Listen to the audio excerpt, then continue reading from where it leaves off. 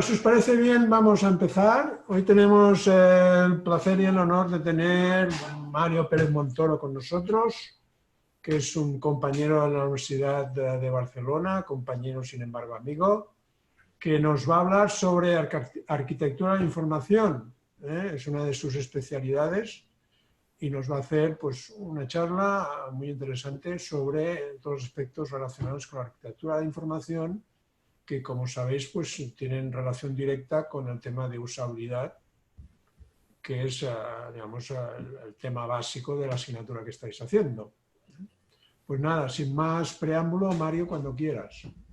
Muy bien, muchas gracias, Cristófol. Pues bien, como dice Cristófol, yo trabajo en la UB, soy catedrático de la Facultad de Información y Medios Audiovisuales y vamos a hacer una charla en la cual voy a introducir un poco el tema de la disciplina de la arquitectura de la información, que es, como ha dicho Cristófol, a una de las dos cosas que me dedico. Me dedico también al tema de la visualización de información, cómo transformar volúmenes de datos en representaciones gráficas para el análisis de los gráficos, básicamente. Bueno, os cuento un poquito el plan que tenemos. Vamos a ver un poco una introducción, situar en un contexto adecuado dónde nace o por qué es necesaria la arquitectura de la información. Luego, en un segundo movimiento, veremos qué es la arquitectura de la información. También veremos qué no es la arquitectura de la información. Es muy importante no confundir. Y veremos esa relación que ya apuntaba Cristófol entre la arquitectura de la información y la usabilidad y sobre todo con la experiencia de usuario. Y acabaremos un poco la charla viendo los elementos arquitectónicos básicos de los entornos web, lo que se llama la anatomía arquitectónica de una página web, y clausuraremos un poco la charla viendo la parte más de marketing. ¿Por qué es importante hacer buenas arquitecturas de la información? Ese es un poquito el plan que tenemos. Bien, si os parece, comenzamos con esa introducción, simplemente partir de un hecho ya constatado, y es el crecimiento exponencial de los sitios web. Hay infinidad de artículos que intentan calcular el número nuevo de páginas web anuales. Se calcula que estamos sobre los 300 millones de webs anuales cada año, de nuevas webs. Y bien, dentro de este crecimiento exponencial, dentro de este ecosistema web, nos podemos preguntar cuáles son las causas principales que llevan a un usuario de Internet a revisitar una página web. Aquí he puesto una lista que seguramente os suena a todos. Uno de los criterios para revisitar una página es el propio posicionamiento de la página. Es decir, en qué posición aparece la página cuando hacemos una búsqueda en Internet. Mientras más arriba aparezca, más probabilidades tiene una página de ser revisitada o visitada por un usuario. Como ya sabéis, el posicionamiento web responde a factores endógenos de la página de diseño, pero también a factores exógenos de los algoritmos, etc. Otra razón que causa la visita de una página web por parte de un usuario es la calidad de los contenidos. Pero no siempre es así. Existen infinidad de páginas con buenísimos contenidos que nadie visita. Yo siempre pongo un ejemplo, es este, ¿no? Por ejemplo, aquí tenemos dos círculos que representan, por ejemplo, en el círculo de vuestra izquierda está representado lo que cree el diseñador de la página web de una universidad que es importante para un usuario. El carrusel de fotos, las noticias de los exalumnos, las promociones de los eventos del campus, las noticias o la prensa de la universidad, etcétera, etcétera. Y a la derecha tenemos lo que para un visitante de la web es importante. Y vemos que es importante, a diferencia de lo que cree el diseñador, la lista de los teléfonos de los profesores, las direcciones del campus, las aplicaciones para ingresar, el calendario académico, y fijaros, solo conduce, es un poco irónico, en una única necesidad por parte del diseñador y el usuario, que es el nombre completo de las facultades. Bien, otra cosa importante para revisitar una página web es que sea fácil de usar. La disciplina que se encarga, como ya sabéis, de que una página sea usable es la usabilidad, pues que tenga unas letras adecuadas, un diseño, una paleta de colores, etcétera, etcétera. Y hay un último factor que es el tema de la utilidad. Es decir, entendido como que si la página web alberga un contenido interesante para el usuario, esté diseñada de tal manera que el usuario sea capaz de localizar. Y a esto es a lo que se dedica la arquitectura de información. Ahora lo vamos a ver con una definición más canónica, pero si la disciplina se dedica a diseñar páginas web para que faciliten la localización de los contenidos que alberga por parte de los usuarios. Bien, vamos ahora a ver qué es exactamente, aparte de esta noción intuitiva, la visualización, la arquitectura de la información. Perdón. Existen infinidad de definiciones. De hecho, cada manual sobre arquitectura de información te ofrece su propia definición de arquitectura de información. Aquí he recopilado una serie un poquito poliédricas de definiciones de arquitectura de información que surgen de dos de los mayores especialistas del mundo de la arquitectura de la información, que son Morville y Rosenfeld, en un libro que se ha reeditado en diversas ocasiones, nace en el 98, luego en el 2002 y luego en el 2006. Y nos dice que la arquitectura de información es, por ejemplo, el diseño estructural de entornos informacionales compartidos. Y también nos dicen que es una combinación articulados de sistemas de organización, de etiquetado, de búsqueda y de navegación dentro de las webs e intranets para mejorar el aprovechamiento de las mismas por parte de los usuarios. Por otro lado, nos dice que es un arte y una ciencia de diseñar productos y experiencias informacionales de forma que cumplan criterios de usabilidad y de recuperación, de localización de información. Y por último, es una disciplina y a la vez también una comunidad de práctica, una comunidad profesional emergente, centrados en los principios del diseño y la arquitectura de espacios digitales. Como veis, aquí tenemos un listado de definiciones de arquitectura de información que se complementan entre unas y otras. Aquí os voy a colocar una definición que vamos a utilizar en esta charla. Yo defiendo que la arquitectura de la información es una disciplina encargada de estructurar, organizar y etiquetar los entornos informacionales para que se cumplan dos cosas.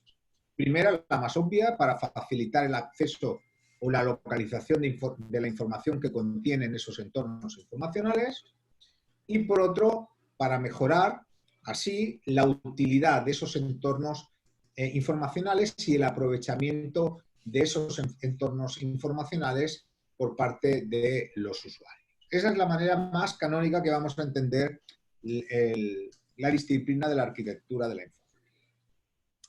Bien, aquí os voy a poner un par de imágenes metafóricas que nos pueden ayudar a entender también qué es la arquitectura de la información. Esta es una fotografía que tomé hace unos 6 o 7 años en unos viajes de un Erasmus internacional que fuimos a dar clase a Georgia del Este, no de Estados Unidos, y fuimos a su capital, que se llama Tbilisi, o Tiflis también. Y fijaros, aquí vemos un poquito lo que podría ser la arquitectura de la información.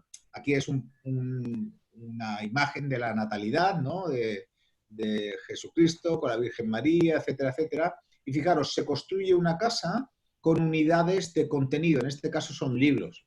Aquí luego viene la imagen metafórica, es un ángel el que suministra las unidades para crear esa casa, que son los libros, como aparece al fondo.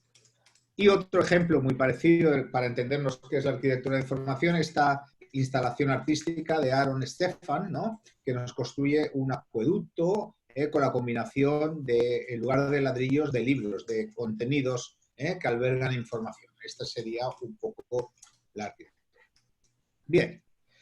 Ya tenemos una noción intuitiva de qué es la arquitectura de la información, un par de ideas metafóricas. Vamos ahora a ver un vídeo muy cortito de Pixar, que tiene 4 minutos, me parece, que nos va a hacer reflexionar un poco más y avanzar para entender qué es el concepto de arquitectura de la información. Es un vídeo que lleva por título Live Feed, abducidos, sería la traducción al español, y es un corto que acompaña a una de las películas de Pixar, Ratatouille, aquella del ratón que va del campo a la ciudad para convertirse en un gran cocinero. Vamos a verlo.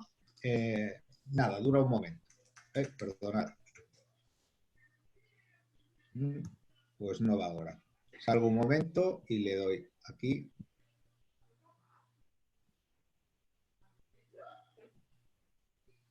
¿Se ve el vídeo?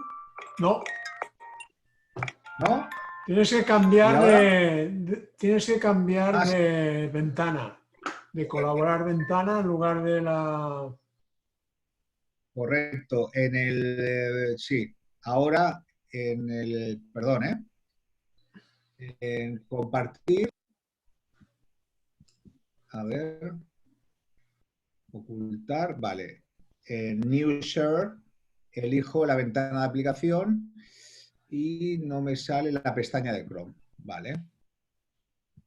¿Ahora se ve la pestaña de Chrome? No. ¿No? ¿Y ahora tampoco? No. Pues estaba dándole...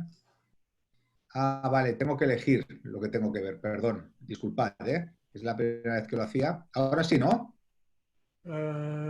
Ahora sí. Vale, vamos para allá. Le Ahora damos sí. otra vez al clic. Vale, sigamos, ¿eh?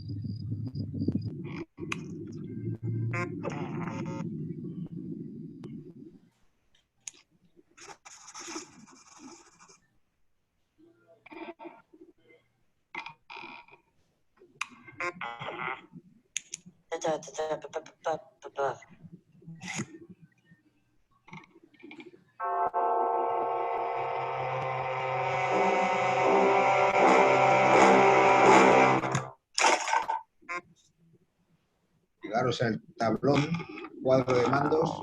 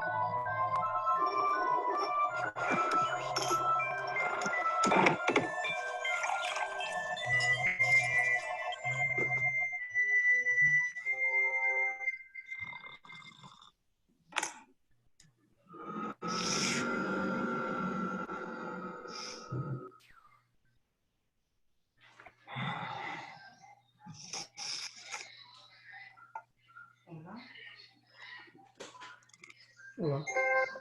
Pots mirar una cosa que em van sortint aquí com si estiguéssim utilitzant l'ordinador, missatges i telèfon? Si algú estigués utilitzant la nostra compte...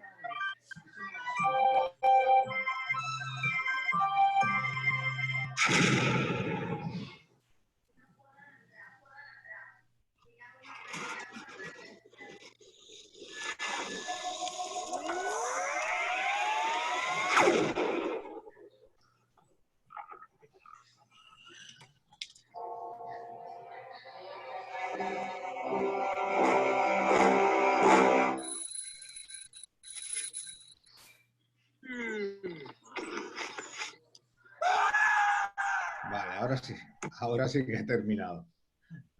Bien, como habéis visto, estoy compartiendo de nuevo la pantalla, ¿eh? ¿Se ve ahora? Sí. ¿Sí? Bien, como veíamos, teníamos un estudiante que estaba pasando un examen y que se encontraba o tenía que interaccionar con un entorno digital, ¿no? ¿Cuál es la principal característica que tiene ese entorno de cuadros de mando? Es que no hay ningún tipo de arquitectura, son todos los comandos son idénticos. Entonces, no supera el examen porque el estudiante no ha memorizado cada una de las combinaciones necesarias. Pero es causa del estudiante porque no ha superado el examen, pero también porque cómo está diseñado, ¿eh? Este entorno tiene una mala arquitectura de la información. Bien, es como en el mundo, podemos trasladar el tema de la arquitectura al mundo de la gestión de información, por ejemplo. Si tenemos, no sé, si perdonad un momento, no sé si me he dejado un vídeo abierto o no. Es que se oye algo de fondo también. Bien. Por ejemplo, tenemos aquí libros sin ningún tipo de orden, ¿eh? Puede ser un placer buscar bibliografía dentro de este montón de libros. De hecho, es una foto de una librería de segunda mano de Berkeley. Podemos pasar un domingo maravilloso cuando nos dejen volver a salir, pero es muy poco eficaz, ¿eh? En cambio, podemos organizar esos libros, ¿eh? Este es un ejemplo de organización de libros, es la biblioteca del Trinity College, ¿eh? Y aquí podemos encontrar los libros organizados por el nombre del título, por el título del libro, por el título o por el nombre del autor. Es una manera más clara de buscarlo, más fácil y eficiente. Bien, en el fondo lo que intenta la arquitectura de información es que, aplicado al mundo de las web, es que diseñemos lo que se llama en inglés Winchester Mystery Sites, ¿eh?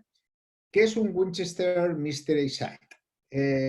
Las webs misteriosas Winchester toman su nombre de la casa misteriosa Winchester. Es una casa que existe en Estados Unidos y que pertenece a la familia Winchester. No sé si os suena, pero un Winchester es los rifles estos que salen en las películas del oeste que hacen clac, clac, ¿no? Que tienen como una palanca debajo del gatillo, ¿no? Pues los Winchester se hicieron muy ricos fabricando y vendiendo esos rifles en la conquista del oeste americano. La hija del señor Winchester se llamaba Sarah Winchester. Pues como muchas segundas generaciones se dedicó a otras cosas que no era la fábrica de su padre y se metió mucho en el tema del ocultismo. Y se encontró una medium que le dijo que si no hacía algo iba a ser atacada por todas las personas que habían muerto por una bala disparada por un Winchester.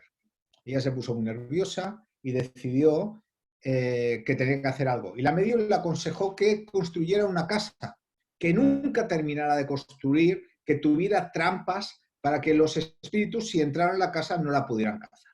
Y aquí os he tomado unas fotos de esta casa, ¿eh? Pues en esta casa hay escaleras que van al techo y no van a ninguna parte, ventanas que dan a otra habitación, puertas en la fachada que abres y no hay ningún balcón, etcétera. Para resumiros, ahora es una especie de parque temático que se puede visitar en San Diego. Actualmente tiene, bueno, estuvieron 38 años construyendo la casa sin ningún plano ni nada, ensayo y error, 4 hectáreas de casa, es muy fuerte frente a nuestros pisos de 80 metros cuadrados y tienen todo este tipo de trampas, como veis. Bien, ejemplos de páginas web de tipo Winchester nos las ofrece un famoso economista que trabaja también en la Pompeu Fabra, que es Xavier Sala y Martí. Es una página no la oficial, una página personal. Ahora tengo que compartir de nuevo el... Sí, tengo que compartir de nuevo, perdonad, la pestaña de Chrome y la vemos. Vamos a ver, ¿me confirmáis que está la página? ¿Sí? ¿Se ve? ¿Sí? Sí. Vale.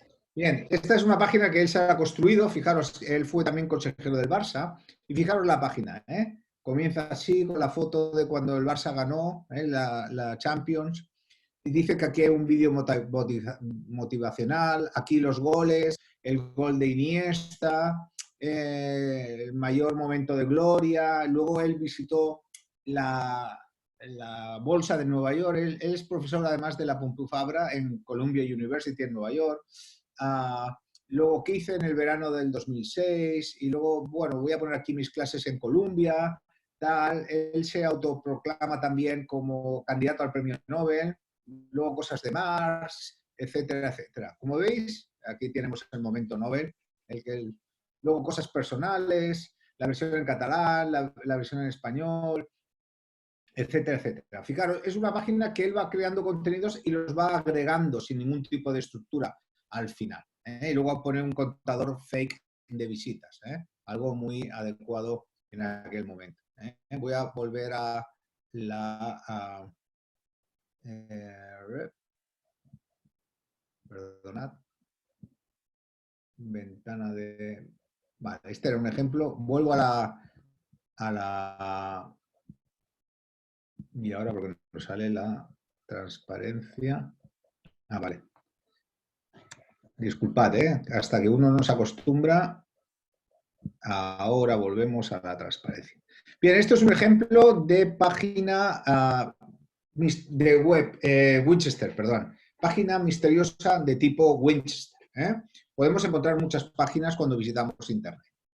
Bien, ya hemos visto qué es la arquitectura de la información, hemos visto la definición, el pequeño vídeo que nos ilustraba qué evita estas páginas web Winchester que hemos visto, pero veamos también qué no es la arquitectura de la información. La arquitectura de la información no se encarga del diseño gráfico. En arquitectura no trabajamos directamente, por ejemplo, a paletas de colores, tipografías utilizadas, etcétera, etcétera, calidad de imagen, etcétera, etcétera. Tampoco, aunque esté relacionado, es exactamente el desarrollo de software. Un arquitecto de la información no desarrolla software, desarrolla páginas utilizando software de desarrollo de páginas. Es una parte de la interacción humanos-ordenador, pero no es todo el conjunto de humanos de ordenador. Está relacionado con la usabilidad, pero no es exactamente usabilidad. Hay cosas en usabilidad que no están en la arquitectura de la información. Está relacionado con el diseño de la experiencia de usuario, como veremos. No está relacionado con la arquitectura empresarial, aunque compartan el título de arquitectura. Arquitectura empresarial son los procesos empresariales. Está relacionado con la gestión de contenidos, pero no es toda la gestión de contenidos. Y no tiene nada que ver con la gestión del conocimiento. De hecho, actualmente se defiende que existe una especie de macrodisciplina que se llama experiencia de usuario, el acrónimo en inglés es UX, User Experience, que agloba y articula un conjunto de disciplinas. Tenemos la arquitectura de información, pero también el diseño visual, el diseño de interacción, la usabilidad, la investigación de usuario, las estrategias de contenido, etcétera. Bien, continuamos. Ahora hablando un poquito de historia, ¿cuándo nace esto de la arquitectura de la información? De cierta manera, desde que el hombre graba conocimiento en documentos o representa conocimiento en documentos, existe la arquitectura de la información. En los sumerios había las tablas aquellas cuneiforme de arcilla, pues esas tablas en el lomo tenían escrito el tema sobre el cual versaban, de manera que cuando las ponían una tabla al lado de la otra en una estantería podían elegir leyendo el lomo según el tema que necesitaba. Aquí os he puesto también una foto de la biblioteca de Alejandría, que se supone que, según la literatura, había 140 pergaminos que no hablaban sobre zoología, geografía, historia, etcétera, sino que hablaba de dónde podías encontrar el resto de los manuscritos de la propia biblioteca. Esos 140 manuscritos eran, en cierta manera, la arquitectura de la información de la biblioteca de Alejandría. Pero bien, hay una persona que acuña el nombre de arquitectura de la información. Es Burman, que en el año 78, este es un libro posterior, habla de arquitectura de la información en un congreso de arquitectos. En este caso es para referirse a la señalética, cómo podemos orientarnos mediante señales dentro de un edificio. Pero en el fondo la arquitectura de la información es lo mismo, cómo podemos orientarnos dentro de un entorno digital. Luego han aparecido una serie de hitos importantes. El lanzamiento de este libro, que es de donde saqué las definiciones, el libro de Morville y Rosenfeld, Information Architecture for the World Wide Web, un libro muy famoso, que un poco es el que da a conocer toda la disciplina a nivel mundial. Luego se comenzaron a crear congresos sobre arquitectura de la información. Este es el del 2009, la conferencia que se hizo, la cumbre de arquitectura de la información, que se hizo en Memphis. Pero la disciplina sufrió una crisis importante, que es con la caída del Nasdaq. ¿Os acordáis? Que es cuando se viene abajo la bolsa de valores tecnológicos. Los arquitectos de información hasta ese momento habían tenido mucho trabajo y cuando se viene abajo el tema tecnológico, un poco comienza una época de crisis. Pero luego se van remontando y comienzan a aparecer recursos importantes. Por ejemplo, este blog que os lo recomiendo, ya os dedicáis a la usabilidad o a la arquitectura de información, que es el blog de Boxes and Arrows, cajas y flechas. Se ve arriba a la izquierda el logo, que es una caja con una flecha dentro, que es el vocabulario visual que utilizamos en temas de arquitectura y de usabilidad. Está lleno de grandes contenidos y os recomiendo su lectura. Luego también apareció el Instituto de Arquitectura de la Información, muy importante, donde se crearon programas de membresía para ayudar los seniors a los juniors, etcétera, etcétera. Hay muchos recursos también en este instituto. O libros importantes que se han lanzado, el Information Architecture de Cristina Butke, Blueprints for the Web, tenemos los elementos de experiencia de usuario, un clásico yo también, de Jesse Garrett, y también tenemos el libro de Morrow, que habla de la arquitectura de la información como una profesión emergente, ya no tan emergente, sino consolidada en nuestro siglo.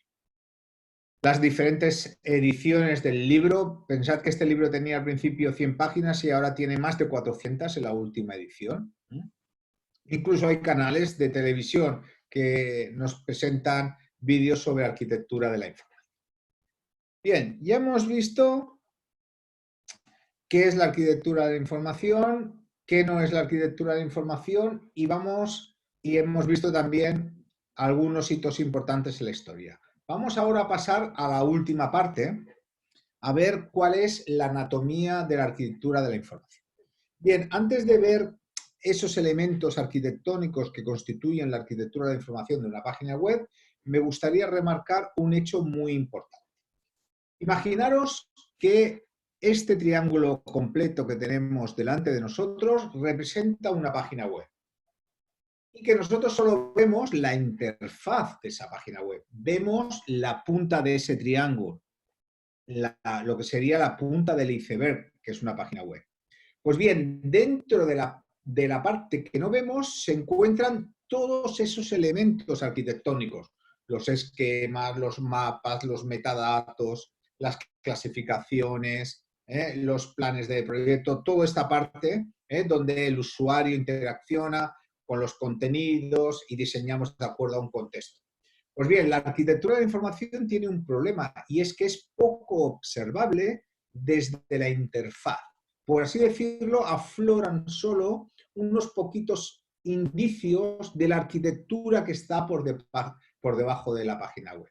Por eso, muchas veces cuando hacemos o enseñamos arquitectura de la información y no somos los propietarios de las páginas web que estamos analizando, nos cuesta ver muchos elementos arquitectónicos.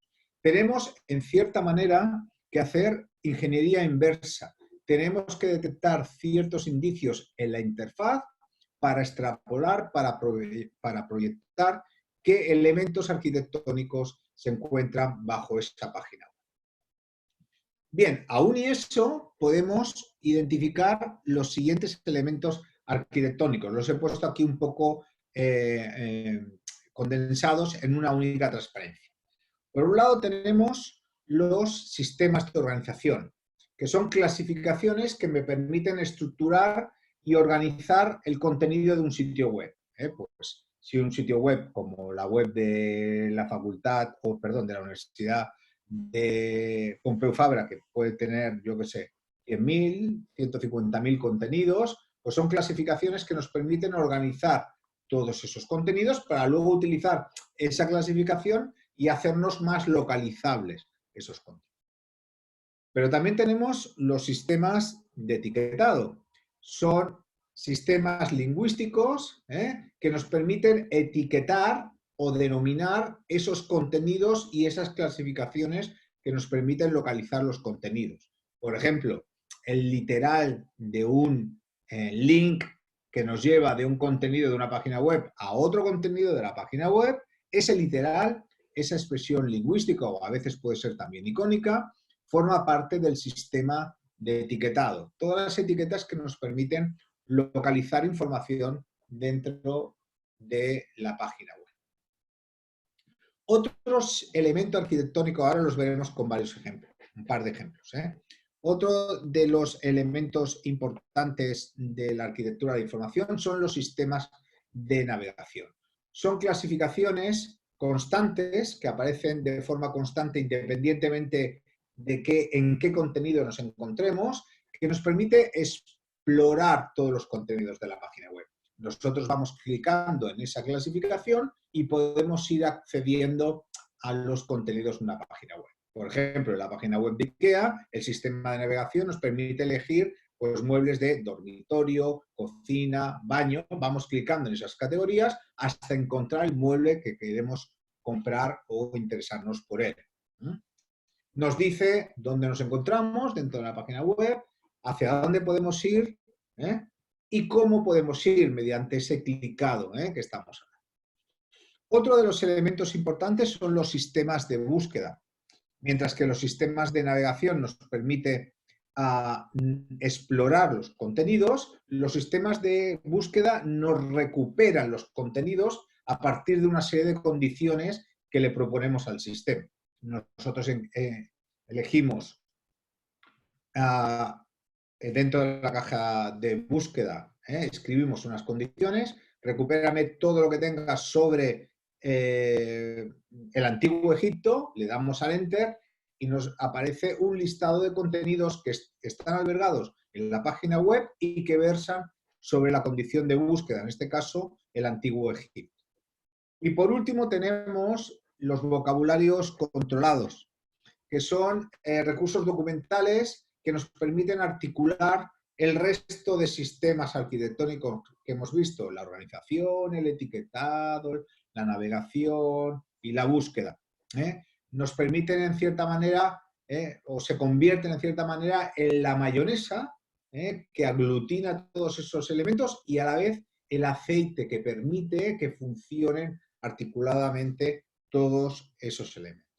Vamos a ver todos estos elementos, los que se pueden ver, por ejemplo, los vocabularios controlados solo aparecen en una parte en el código fuente de la página, pero el resto los podemos ver más o menos en una página. Aquí os he puesto un ejemplo de página web, es la web de una universidad privada en Estados Unidos, Gustavus Adolphus College. Es una página de una universidad y fijaros, arriba, en forma de barra horizontal, tenemos el sistema de navegación. Fijaros, es un sistema que está formado por las categorías Academic, Admission, Alumni, Arts, Athletics, Calendar, News y Links, o atajos, que me salían en español. Fijaros, si nosotros queremos buscar información sobre admisión, clicamos en admisión, la carrera a la cual vamos clicando hasta que encontremos toda la información que alberga esta página web relacionada con la admisión que yo busco. Si yo soy un exalumno, clico en Alumni y voy buscando la información clicando. Es un sistema de navegación que me permite explorar todos los contenidos de la página web. No todos, pero alrededor del 90% de la página web.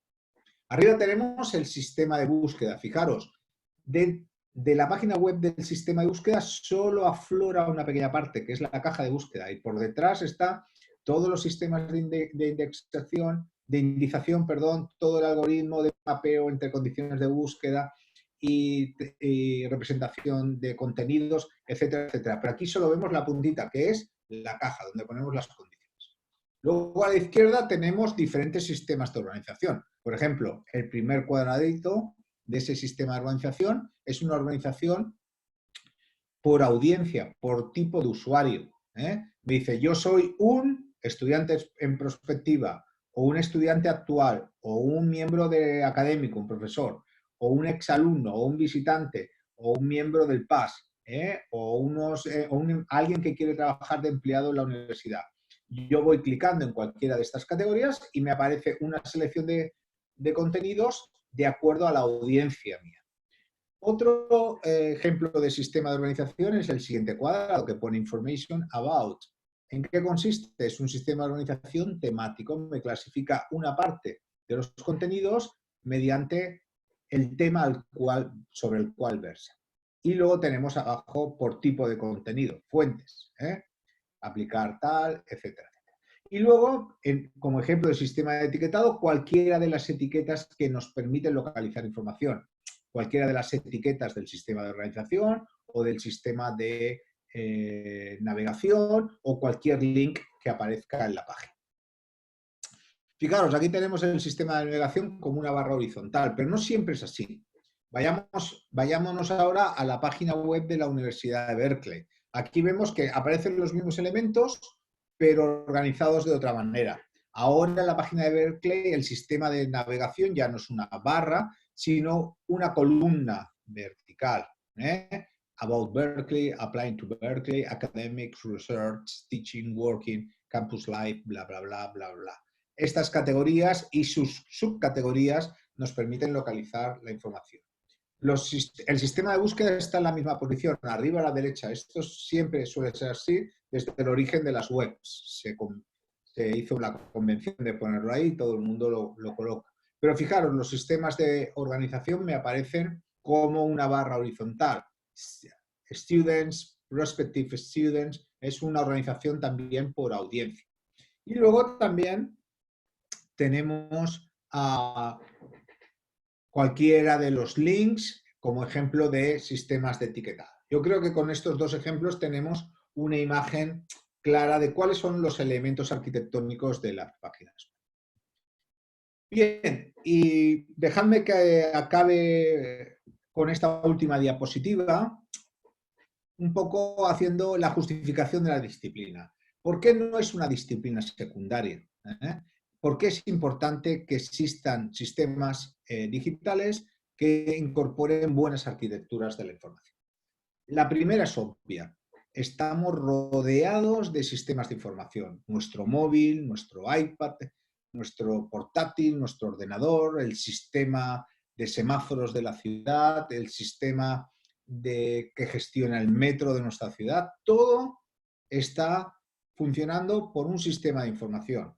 Por lo tanto, es crítico que esos sistemas incorporen buenas arquitecturas de información que faciliten desde nuestra curva de aprendizaje de esos sistemas de información hasta facilitarnos también de una forma intuitiva el uso, ¿no? Esa es la razón principal. Estamos rodeados de sistemas de información, a diferencia del siglo XVIII, y por tanto debemos exigir que estén construidos a partir de buenas arquitecturas. Pero luego he puesto una lista de razones ya centrados en la buena arquitectura en beneficios que obtenemos. La primera es que los entornos informacionales, los sistemas de información, los sistemas digitales, las páginas web que tienen una buena arquitectura reducen el coste del acceso a la información. Cuando nosotros estamos trabajando con una página web en nuestro trabajo, si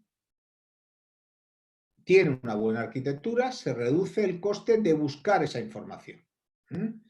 Luego también reduce el coste del desarrollo de una página web.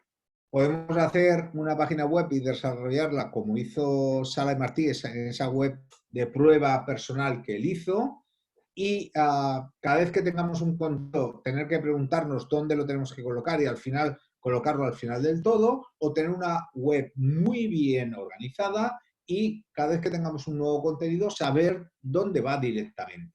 Eso es muy importante. Reducimos el coste del desarrollo. Y si además hacemos una buena arquitectura para una página web, por ejemplo, de e-commerce, siempre que queramos desarrollar una nueva página de e-commerce, ya no tenemos que pensar en su estructura arquitectónica, sino replicar. Podemos hacer una economía de escala, por así decirlo. También reduce el coste de mantenimiento, lo que decía un poco antes. Cada vez que aparece un nuevo contenido, sabemos dónde va ese contenido. Tenemos todo organizado, bien mantenido, reducimos mucho el coste. Por otro lado, también nos permite una estrategia de economía de escala. Siempre que diseñamos una buena arquitectura de la información, podemos repetirla, replicarla en nuevos entornos informacionales. Una fuerte inversión en arquitectura de información nos permite recuperar más tarde cuando vayamos reproduciendo esa misma arquitectura en nuevas páginas. Luego, la arquitectura de la información tiene un ROI positivo, tiene un retorno de la inversión. Hay literatura que habla del 300%. Por cada euro invertido en arquitectura de la información en el desarrollo de una página web, nos devuelve 300 euros. Imaginaros una página web como la de la Universidad Pompeu Fabra, que en lugar de tener una buena arquitectura de información como realmente tiene, estuviera montada como la página Winchester, un contenido a continuación del otro en función de cuándo fue creado. Imaginaros buscar, por ejemplo, el campus virtual. Sería casi imposible. Eso llevaría mucho tiempo, mucho dinero por parte de los usuarios, la gente no entraría a la página web. En cambio, si invertimos en arquitectura, recuperamos ese tiempo que se traduce también en dinero. Luego, la arquitectura de información ayuda al branding de la propia organización. Páginas web de organizaciones con buena arquitectura de información dan una mejor imagen de la organización que tiene detrás. Páginas web con malas arquitecturas de información no contribuyen a la buena imagen de esa organización. Siempre ponemos los que nos dedicamos a esto, la página web de Renfe. La página web de Renfe tiene una muy mala arquitectura, está muy mal montada y no contribuye en absoluto a la eficiencia de Renfe. O acordaros de la página de Mercadona hasta hace poco. A los que nos dedicamos a la docencia nos quitaron uno de los grandes ejemplos que mostrábamos para ejemplificar qué no se tenía que hacer en arquitectura. Ahora lo han arreglado y funciona un poquito mejor. Y la última razón, y con esto sí que termino para no extenderme demasiado, hacer buena arquitectura de información nos ayuda a alfabetizar informacionalmente a los usuarios. ¿Qué quiero decir con eso?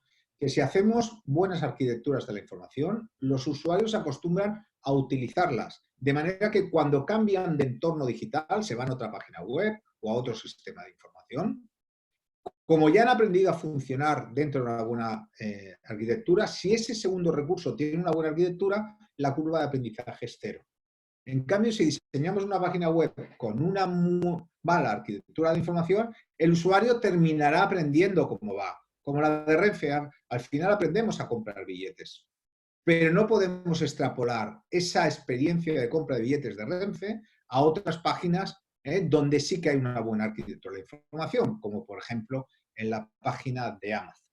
Bien, hasta aquí quería llegar. Os dejo ahora el correo apuntado por si me queréis escribir con dudas y continuamos, si os parece bien, un poco el seminario ya un poco a través del entorno web. ¿Vale?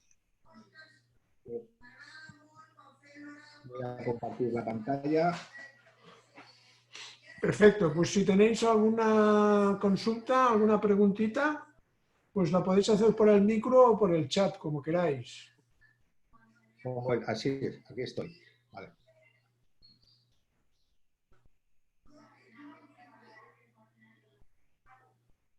Son días duros.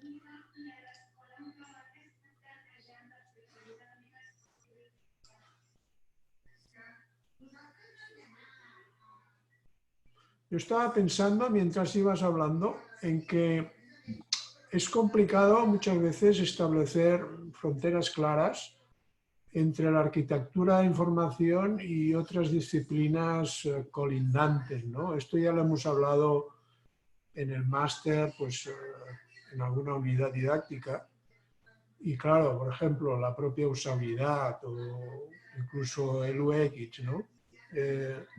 Es complicado, a diferencia de otras disciplinas más clásicas, pues ver estas fronteras, ¿no? Y parece como si hubiera un poco de lucha entre ellas para acaparar más terreno.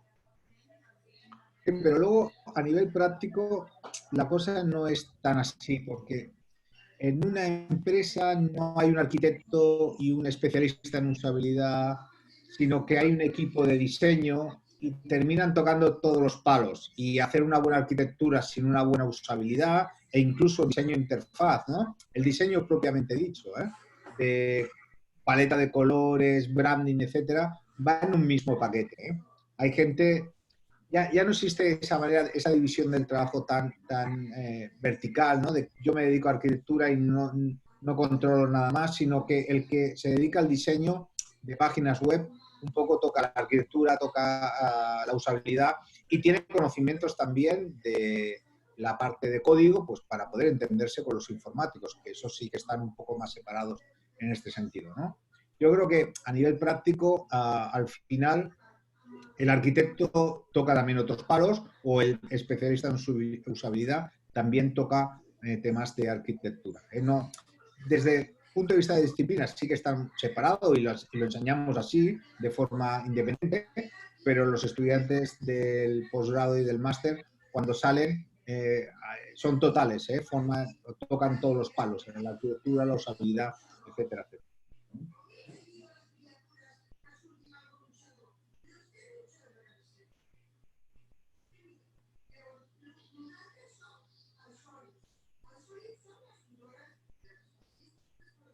¿Alguna preguntita más?